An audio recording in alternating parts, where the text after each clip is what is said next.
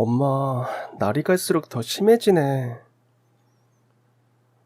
아까는 나를 빤히 쳐다보는데 이름을 기억 못하더라. 우리 엄마가 내 이름을 잊어버릴 거라고는 생각하지도 못했는데. 이름이 뭐야? 점점 애가 되는 것 같아. 우리 엄마 이제 겨우 60 넘었는데. 정말 믿고 싶지가 않아. 엄마가 치매에 걸렸다는 사실을 받아들이는 데는 그리 오랜 시간이 걸리지 않았습니다. 그저 의뢰 있는 건망증 정도로 생각했어요.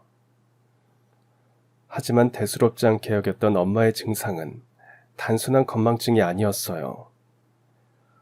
혹시나 싶어 찾아간 병원에서 엄마는 초록이 치매 진단을 받았습니다. 엄마의 소식을 알게 되고 큰딸인 저를 주축으로 저희 팔남매가 모였어요.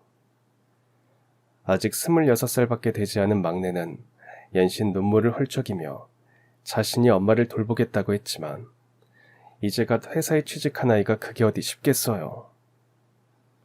둘째와 셋째는 결혼한 지 얼마 되지도 않았고 밑으로 줄줄이 있는 동생들은 사회 진출에서 각자 밥벌이하기도 빠듯한 형편이라 선뜻 나서질 못하더라고요.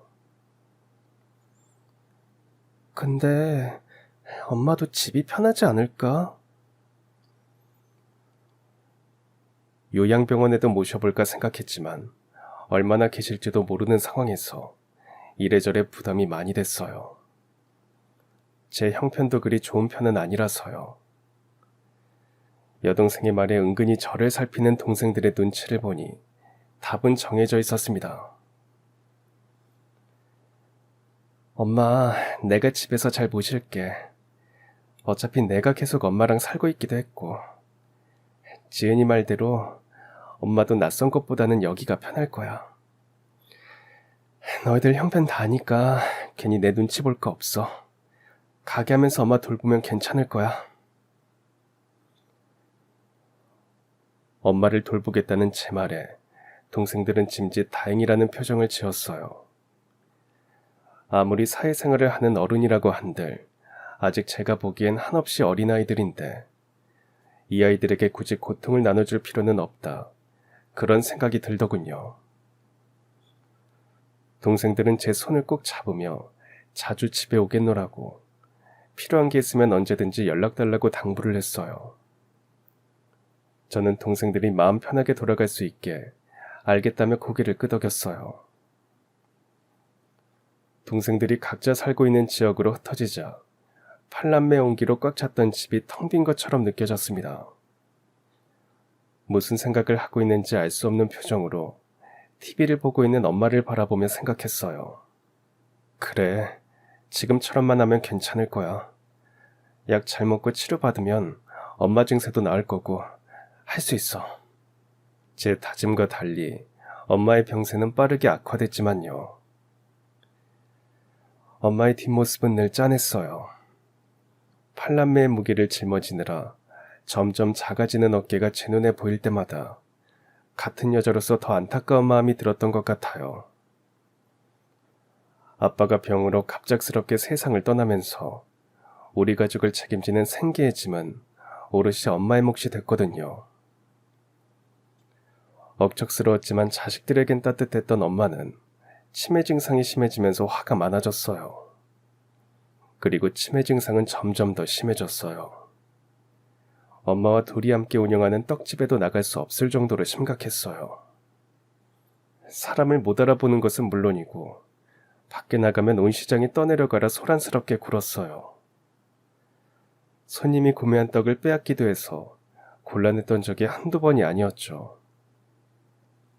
조용히 멍 때리다가 갑자기 버럭 소리를 지르기도 하고 치매에 걸린 엄마를 돌보는 일은 생각보다 훨씬 더 어려웠습니다. 가끔은 포기하고 싶을 정도로요. 60에서 엄마는 꼭 미운 4살처럼 굴었어요. 그런 엄마를 상대하고 나면 저는 늘 파김치가 되어 있었어요. 하루 종일 고약하게 굴던 엄마가 잠들면 그때서야 저에게도 평화가 찾아왔습니다. 이 시간엔 엄마가 종일 어질러둔 물건들을 치우며 옛날 엄마의 모습을 떠올려요.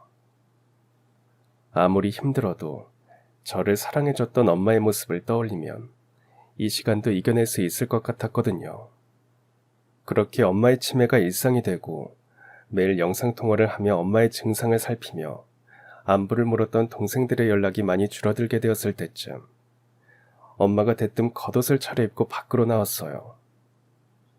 계절 감각이 없어 얼마 전에도 내복 차림으로 밖에 나가려고 하는 엄마와 한바탕 씨름을 했는데 이건 또 무슨 조화일까? 엄마를 쳐다봤어요. 아줌마, 같이 갈 곳이 있어요. 나 여기로 데려다 줘요. 어딜 가야 한다고 자꾸만 재촉하는 엄마의 모습에 할 수 없이 따라 나서야 했습니다. 엄마가 준 꼬깃꼬깃한 종이에는 어느 주소가 적혀 있었어요. 집에서 몇 시간이나 떨어진 이곳에 대체 뭐가 있길래 가자고 하는 건지. 살살 달래서 집으로 다시 들여보내려고 했지만 어찌나 고집이 센지 결국 두 손 두 발 다 들고 엄마가 준 주소지로 향해 떠났습니다. 주소지로 가는 동안 엄마는 신기할 정도로 조용했어요. 차를 타면 병원에 간다고 생각해서 늘 떼를 쓰거나 시끄럽게 소리를 질렀는데 이번만큼은 참 조용했습니다. 차에서는 라디오 소리만 조용히 들렸고 어느덧 그 주소지에 도착했어요. 주소지 근처에 도착했을 때 이상하다는 생각이 들었어요. 오래됐지만 하나같이 고급스러운 대저택들이 적당한 거리를 두고 자리하고 있었거든요. 이런 부자 동네 엄마가 왜? 일단 근처에 차를 대고 엄마 손을 잡고 주소지로 향했어요. 가는 동안 엄마의 표정은 들떠있는 것처럼 보였어요. 엄마, 여기 왜 오자고 했어? 엄마는 제 말에는 대답하지 않고 한 곳을 가리키며 빨리 가자고 저를 끌었어요.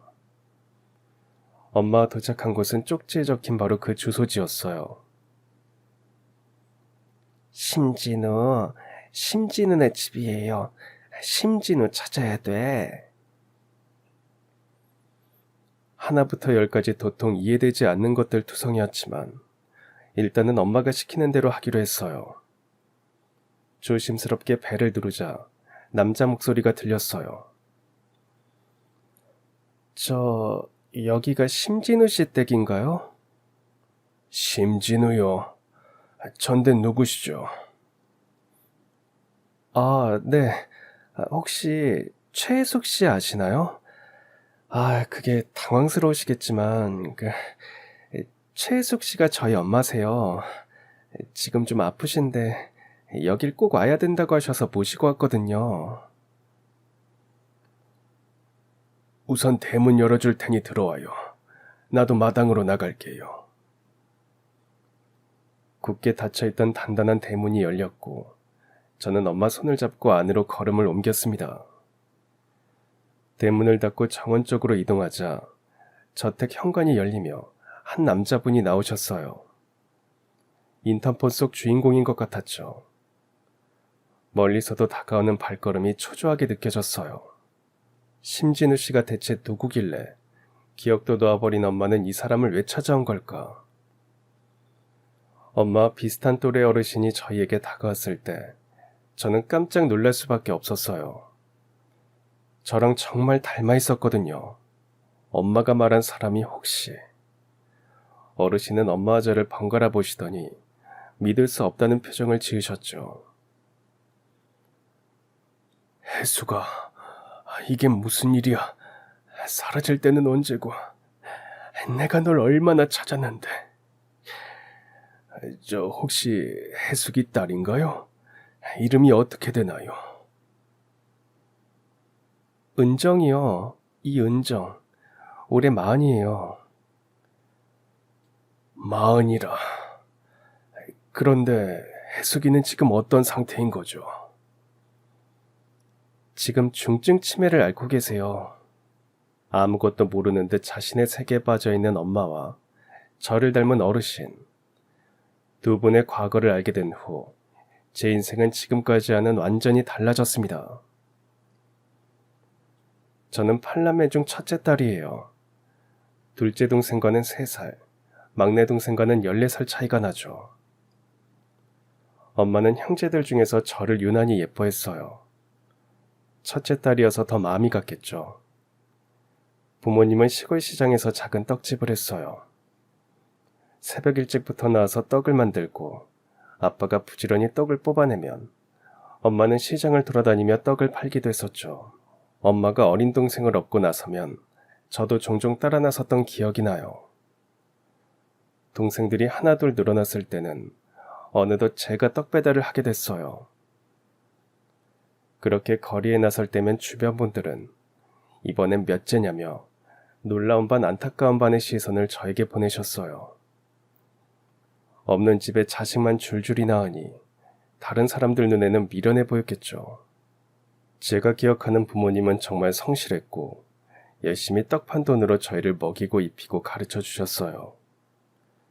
하지만 워낙 식구가 많아서 그런지 하루도 쉬지 않고 일을 해도 형편은 늘 쪼들렸어요. 저는 뛰어다니게 된 이후부터 동생들을 돌봤던 것 같아요. 어린 마음에 그렇게라도 엄마를 돕고 싶었거든요. 넉넉하지는 않아도 북적이는 우리 집이 참 좋았어요. 그러다 제가 16살이 됐을 무렵 막내가 이제 막 2살이 되었는데 아빠가 갑자기 병으로 돌아가셨어요. 그날 이후 엄마는 8남매를 오롯이 혼자 힘으로 키우셔야 했어요.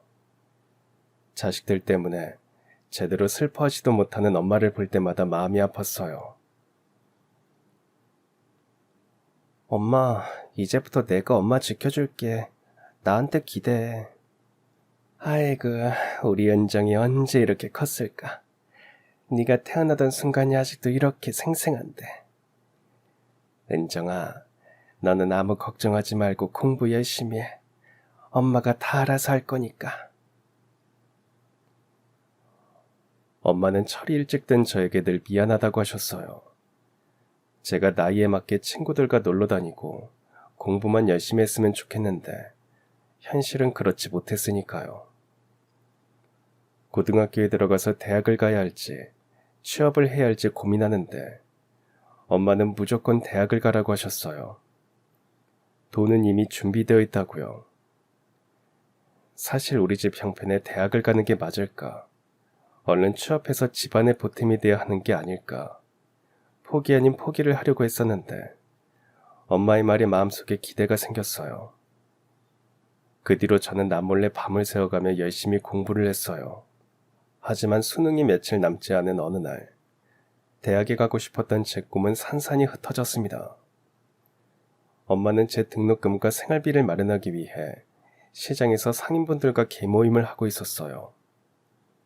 그런데 엄마 차례를 앞두고 계주가 돈을 들고 잠적해버린 거죠.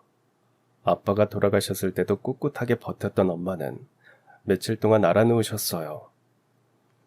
엄마의 죄책감과 미안함을 덜어드리기 위해 저는 스스로 수능을 포기했어요. 어쩐지 억울하고 속상했지만 저를 생각하는 엄마의 마음은 누구보다 잘 알고 있으니까요. 아무리 바빠도 제 운동회, 입학식, 졸업식에는 꼭 왔던 엄마. 동생들이 질투할 정도로 저를 끔찍하게 생각하는 엄마라는 걸 알기에 저는 엄마의 힘이 되기로 결심했어요. 엄마, 나 수능 자신 없었어. 좋은 대학교 못 갈 거면 안 가는 게 낫지. 요즘엔 대학 안 가고 하고 싶은 거 하는 게 대세래. 아이고, 은정아. 그 돈만 있었어도.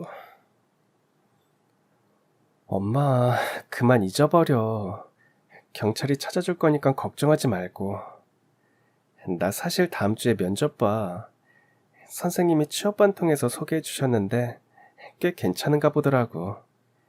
얼른 취직해서 엄마 호강시켜줄게. 알겠지? 하고 싶은 것도 꿈도 많았던 소녀는 그렇게 현실에 타협을 하게 됐어요. 저 혼자만을 위해서 살기에는 저를 붙잡는 것들이 많았거든요. 아직 초등학생도 안 된 막내를 보며 제 결정이 잘한 결정이라고 그렇게 생각하기로 했죠. 그 후 저는 더 부지런해졌어요. 출근 전에는 떡집에 들러 엄마가 떡 만드는 걸 돕고 퇴근 후에도 떡집에 들러 장사 마무리를 도왔어요.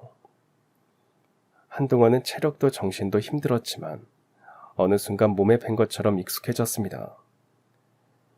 다행히 동생들도 잘하면서 스스로 할 일을 잘해줬어요. 떡집일을 돕거나 서로 공부를 봐주면서 늘 함께했죠. 시간은 정말 빠르게 흘렀어요.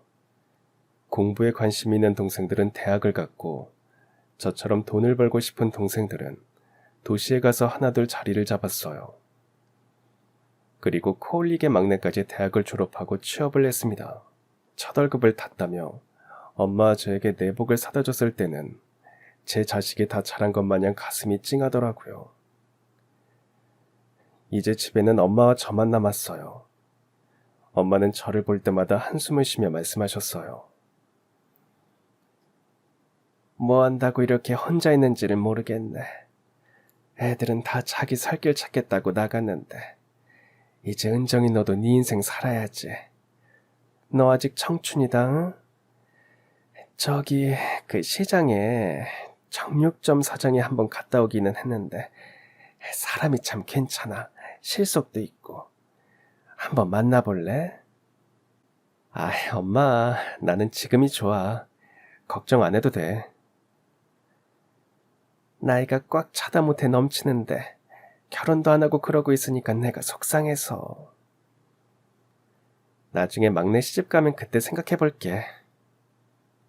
엄마는 늘 저를 걱정하셨지만 정작 걱정스러운 건 엄마 본인이었어요. 젊었을 때부터 지금까지 40년 가까이 하루도 쉬지 않고 고된 일을 해서 그런지 엄마는 또래보다 나이가 많아 보였어요. 당연히 몸도 아프지 않은 곳이 없었어요. 제가 어렸을 때만 해도 동네에서 인물이 제일 고왔던 엄마의 모습은 이제 희미한 흔적처럼 제 기억 속에만 남게 되었습니다. 그러던 여름, 엄마는 평소와 달리 화를 많이 내셨어요. 저도 짜증이 낼 정도로 더웠기 때문에 그럴 수 있다고 생각했어요. 화를 내는 모습은 낯설었지만 나이 들면 온도에 민감하다고 들었던 것 같기도 하고요. 그런데 점점 이상한 모습을 보이셨어요. 단어가 생각이 안 나서 한동안 말을 못하거나 평생 해온 떡 만들기 순서를 헷갈리는 거예요. 이때부터 뭔가 이상하다고 생각했던 것 같아요. 엄마 괜찮아? 병원 한번 가볼까? 병원은 무슨? 엄마를 환자 취급하니? 병원에 가자는 말에도 버럭 화를 내는 엄마의 모습은 무척 낯설었어요.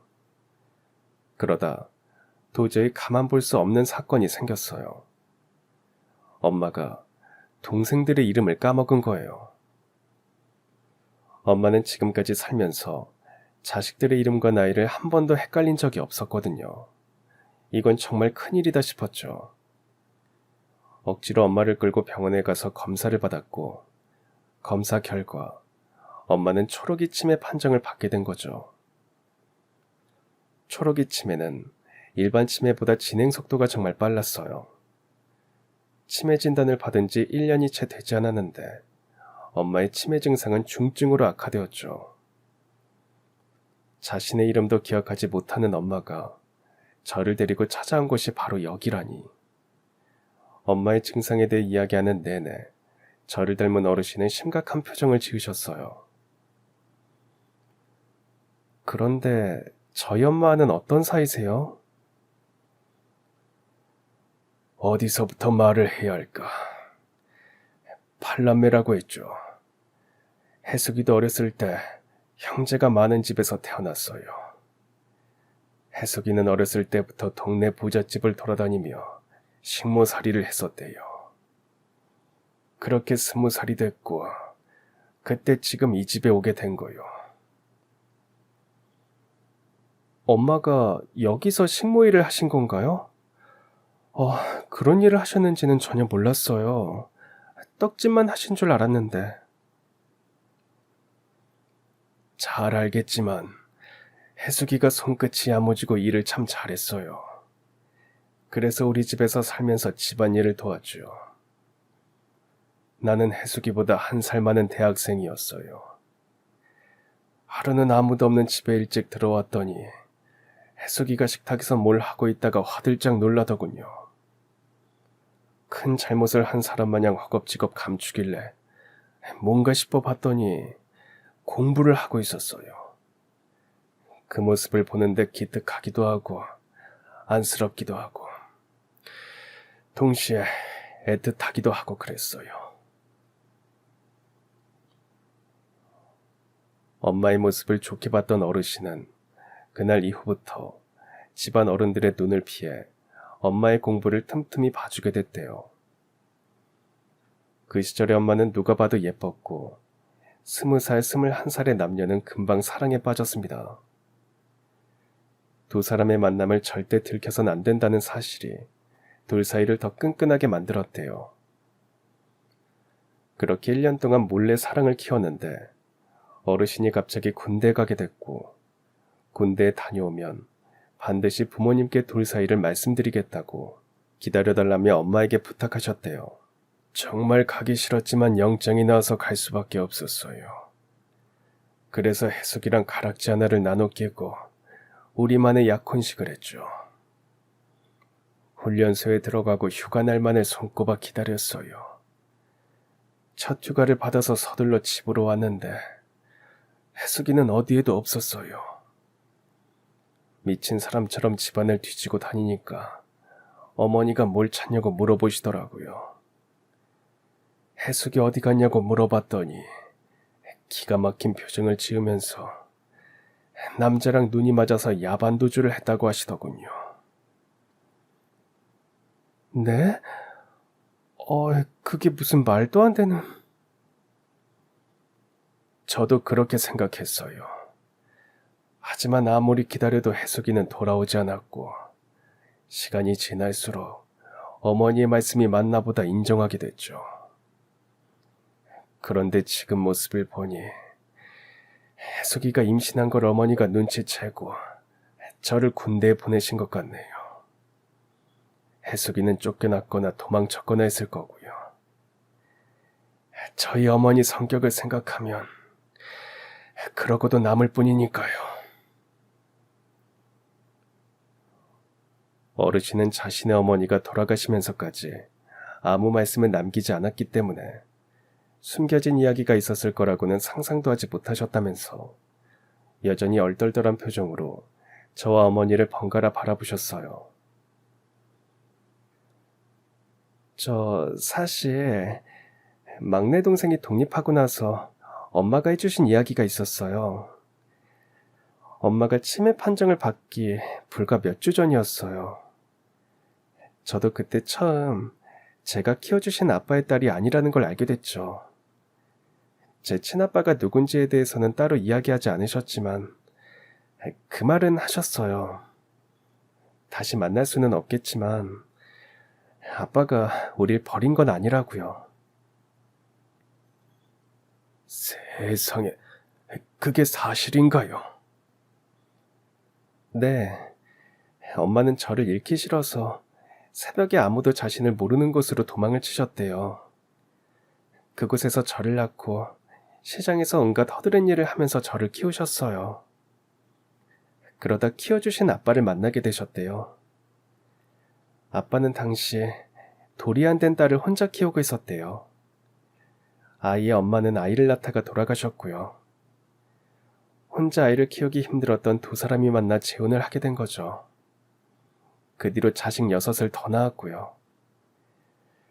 엄마가 이야기를 해주시기 전까지 저는 제가 당연히 아빠의 친딸이라고 생각했거든요.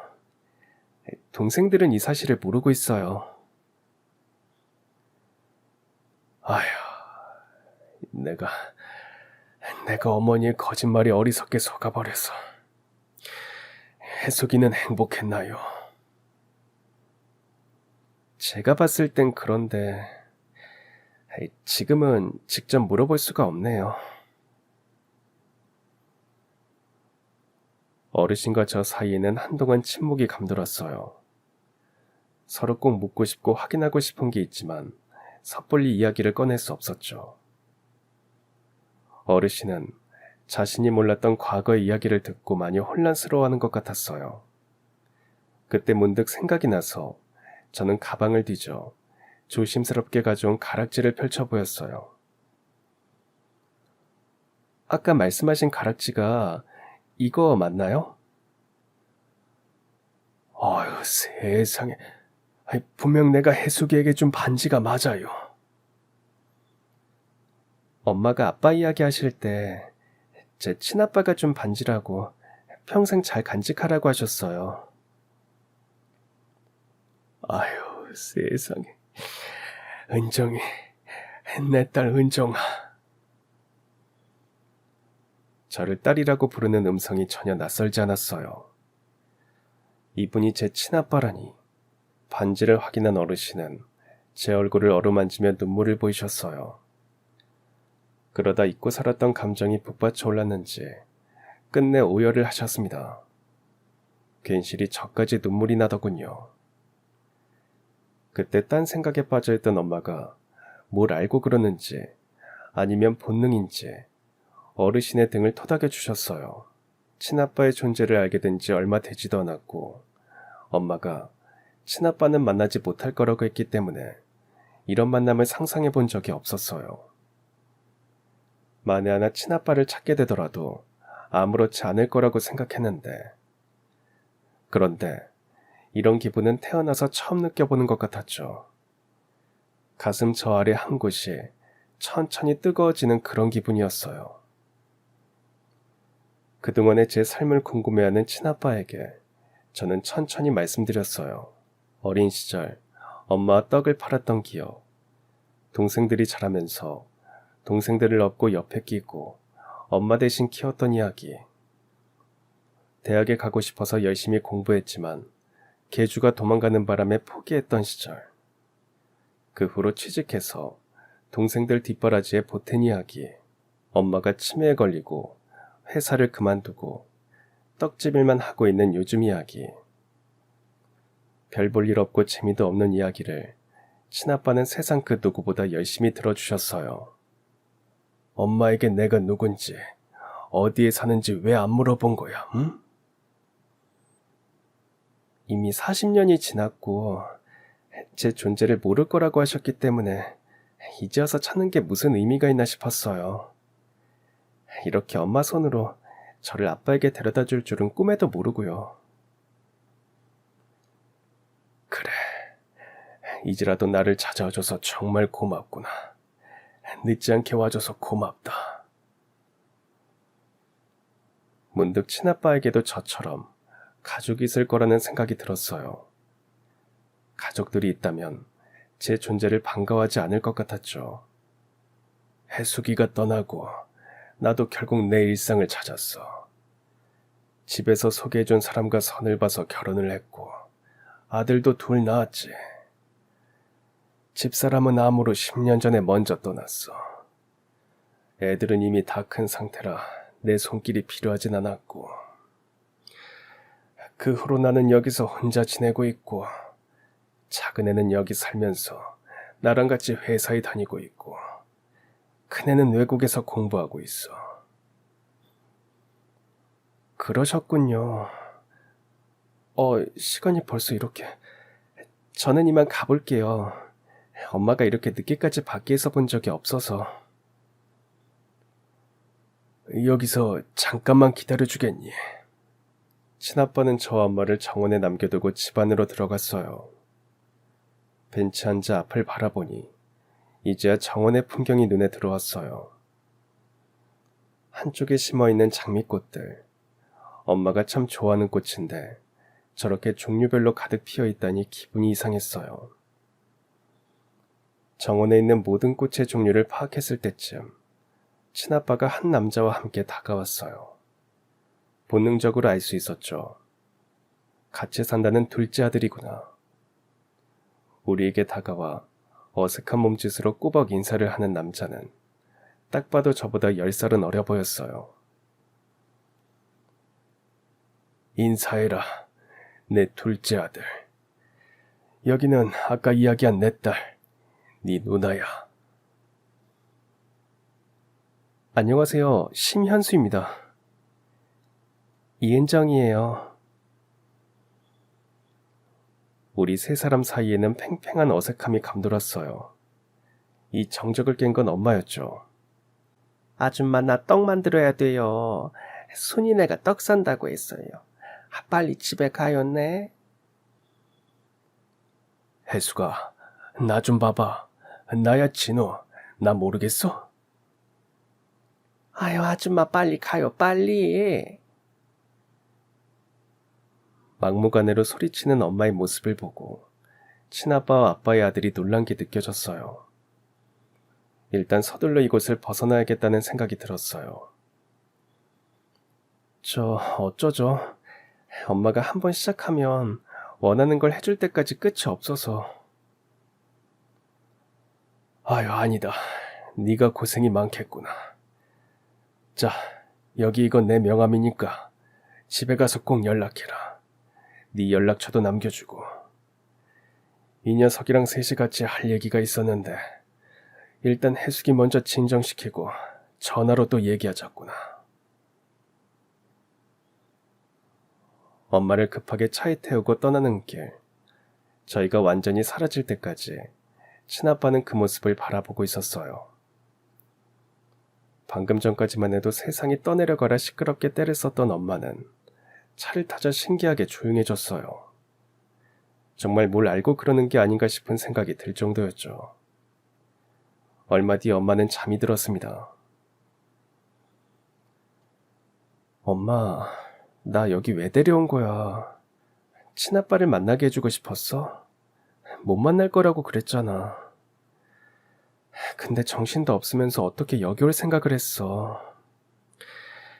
이렇게 만날 거였으면 조금만 더 일찍 찾지. 엄마 이렇게 되기 전에 찾지. 그렇게 사랑했던 사람 얼굴도 못 알아보고. 아무리 물어도 엄마는 대답이 없었어요. 가는 길에 떡집에 들러 엄마가 하고 싶은 대로 하게 두고 다시 집에 왔더니 시간이 꽤 지나 있었어요. 엄마 밥을 챙겨주고 씻기고 재우고 나니 10시를 훌쩍 넘겼더라고요. 친아빠에게 연락을 하기에는 조금 늦은 시간 같아 문자만 남겨놓으려는데 저장되지 않은 번호로 문자가 왔어요. 안녕하세요. 아까 인사드린 심현수입니다. 잠시 통화 가능하실까요? 잠깐 인사만 나눴던 이복 동생의 문자에 심장이 콩닥거렸어요. 이 늦은 시간에 대체 왜? 드라마에서 본 것처럼 얼씬도 하지 말고 연락도 하지 말라고 그 말을 하려고 연락을 한 걸까? 쓸데없는 생각을 하며 통화 버튼을 눌렀어요. 짧은 신호음이 울리고 곧바로 상대방이 전화를 받았어요. 늦은 시간에 죄송해요. 전화 주셔서 감사합니다. 아빠한테 얘기 다 들었어요. 솔직히 믿기가 좀 어렵더라고요. 어머니가 치매에 걸리셨다고. 그 정신에 찾아오신 것도 좀 놀랐달까. 외국에서 공부하는 형도 이야기를 듣더니 당장 들어오겠다고 난리도 아니네요. 네, 저도 너무 놀랐으니 그 마음 이해합니다. 그런데 걱정 마세요. 달라지는 건 아무것도 없어요. 저 친아빠라고 계속 연락하고 만날 마음 없어요. 엄마가 저도 못 알아보는데 알아보지도 못하는 사람 만나는 게 무슨 의미가 있겠어요. 그게 아니고요. 아유, 오해를 하신 것 같은데 그런 게 아니라 아빠랑 유전자 검사를 해보셨으면 해서요. 가락지도 알겠고 아빠랑 누님이 서로 닮으신 것도 알겠어요. 근데 확실하게 하고 싶어서요. 아빠가 이렇게까지 애원하면서 말씀하신 적이 없어서요. 유전자 검사 결과 두 분 부녀 관계가 확실하다면 아빠가 원하는 대로 해드리고 싶어요. 친자 확인을 요청하는 친아빠의 아들 덕분에 난생 처음 유전자 검사를 하게 됐어요. 검사 자체는 허무할 정도로 아무것도 없더군요. 검사를 하고 결과를 기다리는 며칠 동안 친아빠에게서는 계속 연락이 왔어요. 엄마의 건강을 묻기도 하시고 제가 어떻게 지내는지 궁금해하시기도 했어요.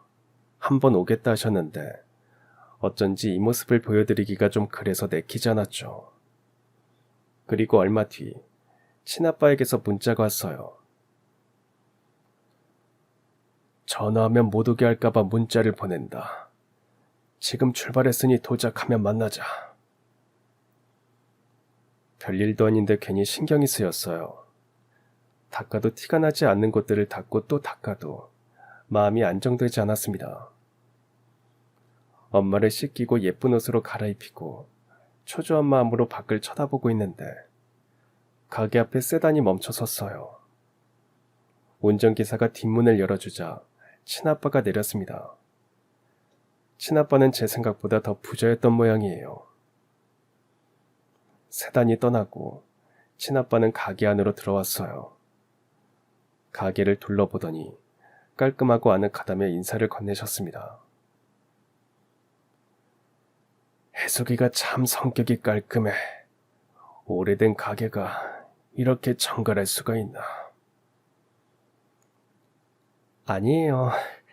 엄마 아프시고 나서는 손 못 댄 지 오래됐어요. 제가 엄마를 따라갈 실력도 아니라서요.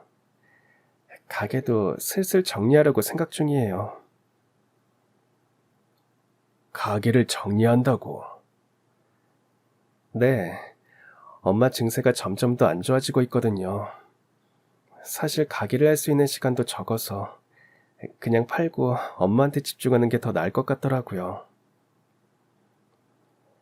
형제가 많다고 했는데 다른 동생들은?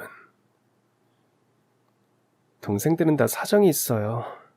그거 감안하고 제가 모신다고 한 거니까 괜찮아요. 친아빠가 온 것도 모르고 엄마는 쌀가루를 주무르며 떡 만들기 놀이를 하고 있었어요. 그 모습을 애틋하게 바라보던 친아빠가 저에게 잠시 있던 게 생각났다는 듯 봉투를 건네셨어요. 아이고 내 정신 좀 봐. 이거 준다고 와놓고.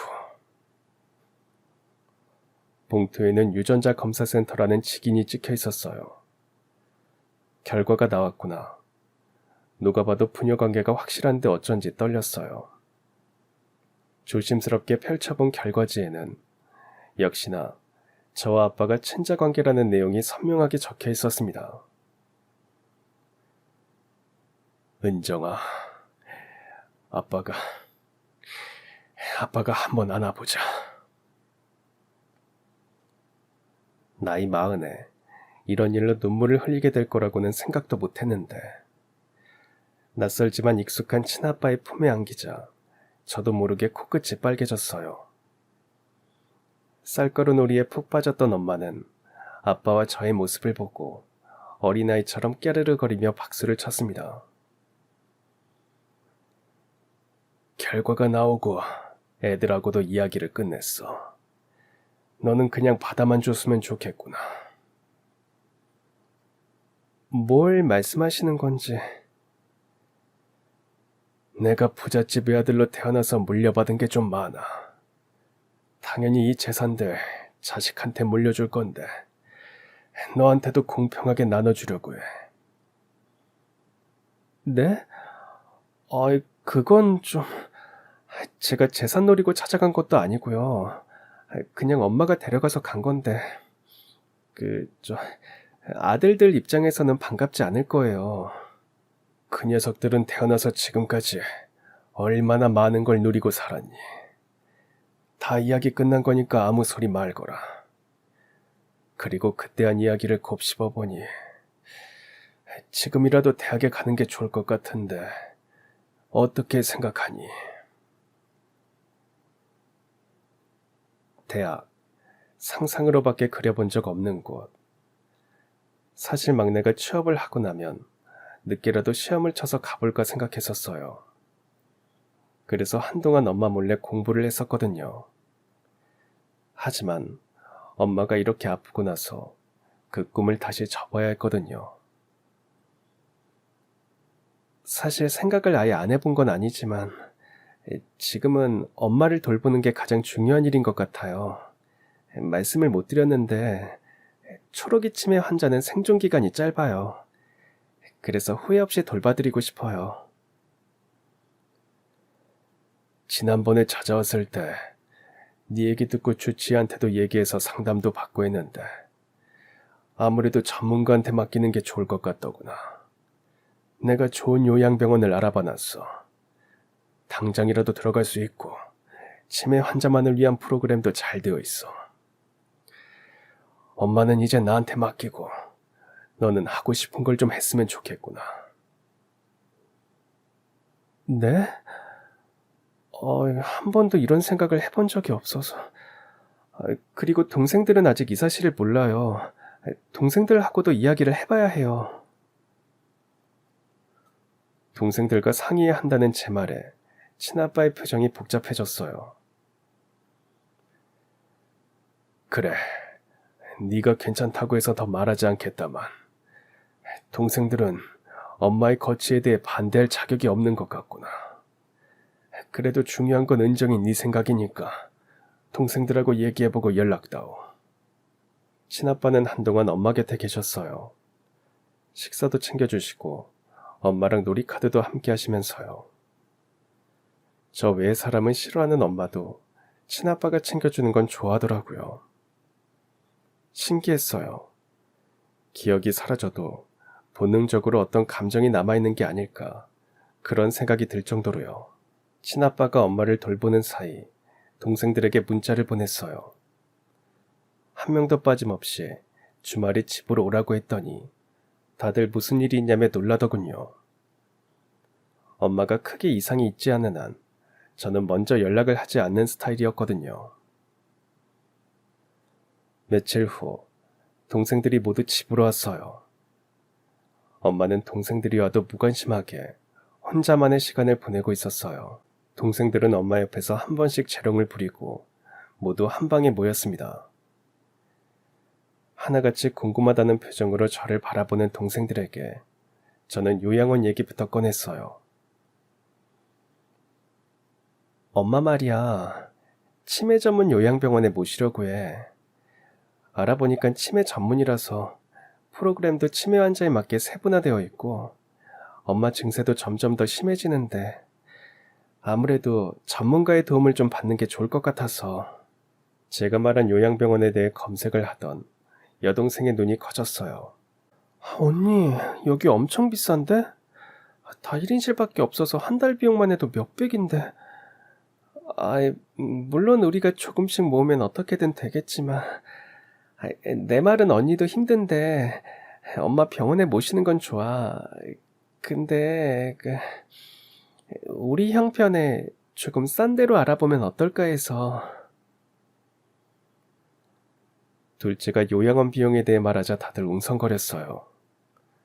이 정도는 우리가 허리띠 졸라매고 하면 충분히 가능하다는 사람도 있었고 학자금 대출에 생활비에 저축도 못한다며 곤란해하는 동생들도 있었어요. 돈은 걱정하지 마. 돈 걱정을 어떻게 하네. 지금 떡집도 거의 안 하고 있는데 누나가 무슨 돈이 있어. 회사 그만두고 퇴직금도 거의 다 썼잖아. 그게 내 친아빠가 지원해 주시기로 했어. 깜짝 놀란 동생들에게 불과 며칠 전에 있었던 일에 대해 이야기해줬어요. 제 얘기를 듣는 내내 동생들은 입을 다물지 못했습니다. 갑자기 믿기 힘들겠지만 아무튼 말은 그대로야. 이제 엄마 병원에 모시는 거 반대하는 사람 없지? 언니가 원하는 대로 해. 아직도 믿기지 않지만 우리는 그냥 따를게. 누나 말 듣고 보니 우리는 자격이 없는 것 같아. 말로만 엄마 위한다고 떠들었지. 정작 모든 짐은 누나가 떠안았는데. 이제라도 누나가 원하는 인생 사는 모습 보는 거, 그거면 난 됐어. 그래, 찬성해줘서 고마워. 다들 여유가 없어서 그런 거지. 마음이 없다고는 생각하지 않아. 그러니까 너희들도 죄책감 같은 거 있었다면 털었으면 좋겠어. 갑자기 생긴 저의 부자 아빠를 질투하는 사람 하나 없이 한 목소리로 저를 위하는 동생들의 모습을 보니 마음이 한결 가벼워졌어요. 동생들과의 만남 이후 바로 친아빠에게 연락해서 엄마를 병원에 모시겠다고 말씀드렸습니다. 그 뒤로는 정말 속전속결이었어요.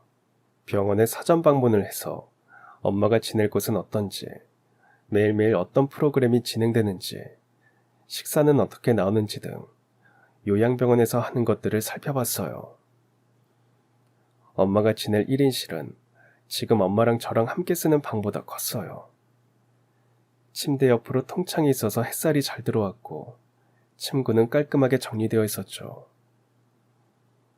직접 눈으로 보고 나니 마음이 참 그렇더라고요. 이렇게 좋은 곳이 있었는데 친아빠가 아니었다면 우리 엄마는 평생 이런 것도 누리지 못했겠구나. 그런 마음이 들자 이제라도 오길 잘했다는 생각이 들었습니다. 이곳에서 엄마가 부디 조금이라도 더 기억을 붙잡고 오래오래 살았으면 하는 마음으로요. 엄마가 요양병원에 입원하는 날 동생들이 모두 함께 했어요. 몇 명은 전날부터 집에서 함께 자며 짐 챙기는 것도 도왔습니다. 병원에 도착하니 친아빠가 미리 와서 입원 수속 준비를 하고 있었어요. 동생들도 왔네요. 만나서 반가워요. 오늘 입원하는 날이라고 동생들이 다 궁금하다고 해서요. 당연히 궁금하지. 엄마가 어떤 곳에서 지내는지. 오히려 다 같이 어져서 마음이 좋네. 해숙이가 자식 농사를 잘 지었나 봐. 저에게 말로만 들었던 제 친아빠 입에서 엄마 이름이 나오자 동생들은 낯선지 멋쩍은 웃음을 지었어요. 엄마와 친아빠가 입원 전 검사를 받으러 간 사이 동생들은 알아서 역할 분담을 했어요. 엄마의 물건들을 병실에 놓아두면서 시설이 너무 좋다며 연신 감탄했죠. 우리가 조금 흥분된 상태로 떠드는 사이 엄마는 검사를 마치고 입원실로 돌아왔어요. 병원의 규칙도 있고 엄마의 안전과 적응을 위해 저를 빼고 동생들은 모두 떠나야 했어요. 피곤한 채 바로 잠든 엄마를 친아빠에게 잠시 맡기고 동생들을 배웅하러 나왔어요. 면회는 되니까 돌아가면서 와. 대신 한 번에 많이 오면 안 된다고 하니까 주의하고. 알겠지? 걱정 마 언니. 주말마다 돌아가면서 올 테니까. 우리 엄마 자식 많이 낳길 잘했네. 그래 맞아. 누나도 이제 엄마는 전문가들한테 좀 맡기고 시간 많이 생겼으니까 하고 싶은 것도 좀 하고. 부자아빠 생겼는데 그동안 못한 거 다 해달라고 해. 둘째부터 막내까지 순서대로 한 명씩 저를 안아줬어요. 막내가 특별히 저를 오래 안으며 저만 들리게 속삭이더군요. 언니야, 언니는 나한테 엄마랑 똑같아. 내가 얼른 성공해서 우리 언니 행복하게 해줄 테니까 아프지 말고 오래오래 건강해. 알겠지? 언니 혼자 짐을 짊어지게 해서 늘 미안했어. 항상 고마워. 막내의 말이 주책맞게 눈물이 날 것 같아서 동생들을 서둘러 집으로 보냈어요. 동생들이 모두 시야에서 사라지고 저는 병원의 산책길을 혼자 걸었어요. 엄마가 처음 치매 판정을 받았던 때만 해도 이런 날이 올 거라고는 생각조차 하지 못했는데 드라마에서 본 것처럼 어마어마한 출생의 비밀은 아니었지만 마흔 직전 알게 된 친아버지의 존재는 여전히 얼떨떨합니다. 엄마가 입원한 병실로 갔더니 마침 친아빠가 나오던 참이었어요. 왔구나. 안 오길래 전화하려고 했는데 이제 우리도 가야 될 것 같다. 아내 간병인 왔으니 인사 나누고 짐 챙겨서 나오렴. 입구에 차 대놓을 테니. 병실에는 엄마의 간병인분이 와 계셨어요. 잘 부탁드린다고 인사를 드리고 잠든 엄마의 얼굴을 쓰다듬고는 다시 나왔어요. 병원 입구에는 가게 앞에서 봤던 친아빠의 차가 있었습니다. 오늘은 직접 운전하세요? 주말이기도 하고 너랑 둘이 오붓하게 얘기를 좀 하고 싶어서. 아빠 감사해요. 아빠 덕분에 엄마를 좋은 곳에서 돌볼 수 있게 됐어요. 그런 소리 말거라. 더 일찍 알았더라면 너 혼자 고생하게 만들지는 않았을 텐데. 왜 말을 안 했는지는 엄마만 알겠죠. 치매 걸리기 전에 아빠에 대해 얘기해 준 것도 엄마 나름의 큰 결심이었을 거예요. 엄마가 친아빠에 대해 얘기했을 때 친아빠가 누구냐는 제 말에 끝까지 대답하지 않으셨어요. 제가 찾아갈 성격이 아니라는 것을 알면서도 엄마는 뭐가 무서웠을까요? 저를 지우려고 했던, 저는 얼굴도 모르는 제 친할머니에 대한 기억 때문이었을까요? 그래, 그건 그렇고 앞으로 뭘 하고 싶은지 생각은 해봤니?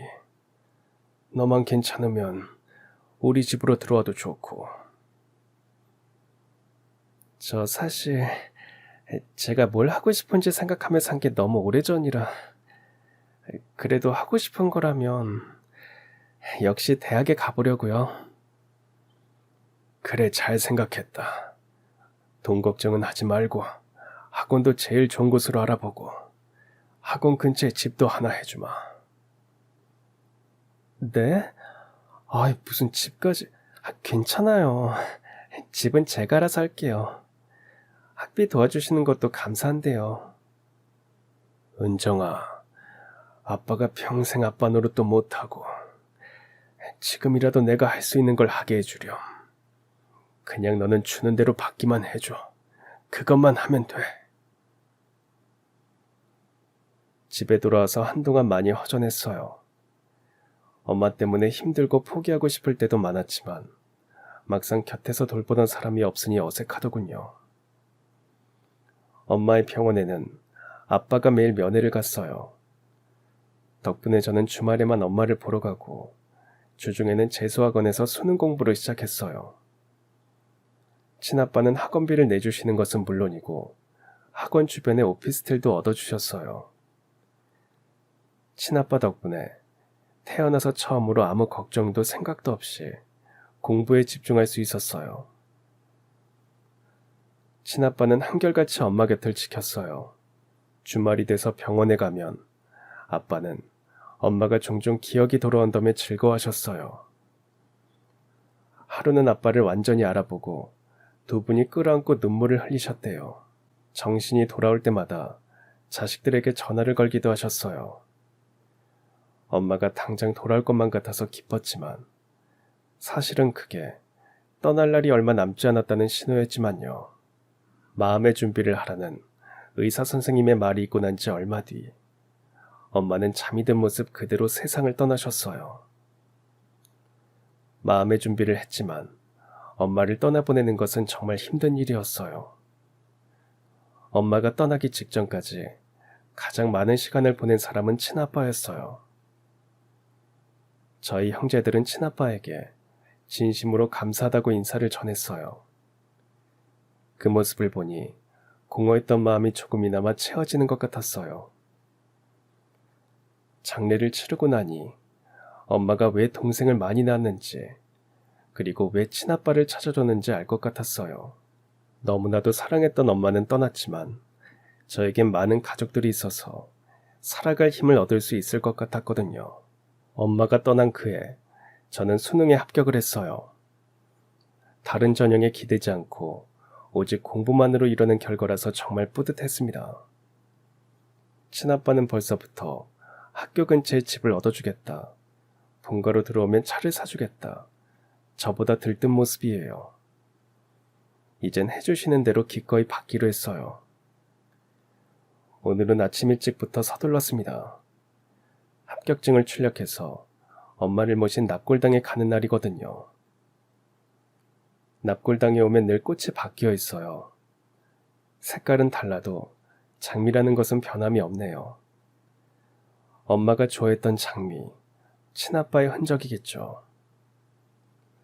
엄마가 남긴 가락지를 만지며 저를 저택에 데려갔던 그날을 떠올려 봅니다. 치매에 걸려 제 이름조차 기억하지 못했던 엄마가 저를 친아빠에게 데려다 줬던 그 순간을요. 자신이 떠나면 아무것도 없이 혼자 남겨질 제가 걱정된 엄마의 본능이었을까요? 그게 무엇이었던 엄마의 사랑이었다는 것은 확실히 느껴져요. 기적 같은 엄마의 사랑 덕분에 저는 지금도 앞으로도 저를 위해서 행복하게 살아갈 거예요. 사랑하는 엄마, 내가 앞으로 어떤 사람이 될지 하늘에서 꼭 지켜봐줘. 엄마가 내게 준 선물 영원히 놓지 않을게. 그럼 지금까지 사연 들어주셔서 감사합니다. 사연이 재밌으셨다면 구독과 좋아요 부탁드려요. 감사합니다. 안녕히 계세요.